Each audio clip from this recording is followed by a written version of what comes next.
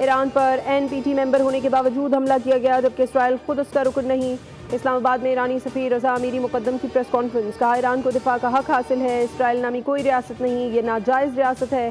Iran एटमी programme पर IAEA की निगरानी में काम कर रहा है। पाकिस्तान की हिमायत और इसराइली जारहियत की मजम्मत पर शुक्रिया अदा किया।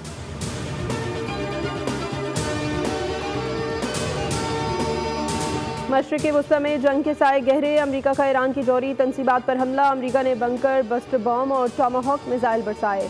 फर्दू, नतंज और इस्फहान में जौहरी तनसीबात को निशाना बनाया। अमरीका B-2 बम्बार तैयारे से 13,000 किलो वजनी 5 से 6 बम गिराए।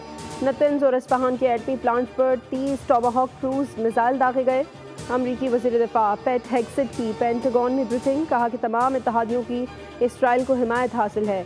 अमरीकी फ़ज़ाइया के सरबराह ने कहा ऑपरेशन का वाशिंगटन में मखसूस शख्सियात को पता था, यह ऑपरेशन रिजीम चेंज के लिए नहीं था।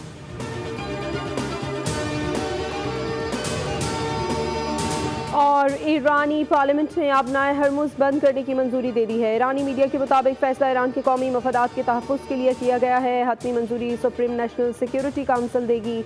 माहिरीन के मुताबिक आबनाए हरमुज़ की बंदिश आलमी तवानाई की रसद पर बड़ा असर डाल सकती है। ये रास्ता दुनिया के अहम तरीन तेल बरदार बहरी जहाज़ों की गुजरगाह है।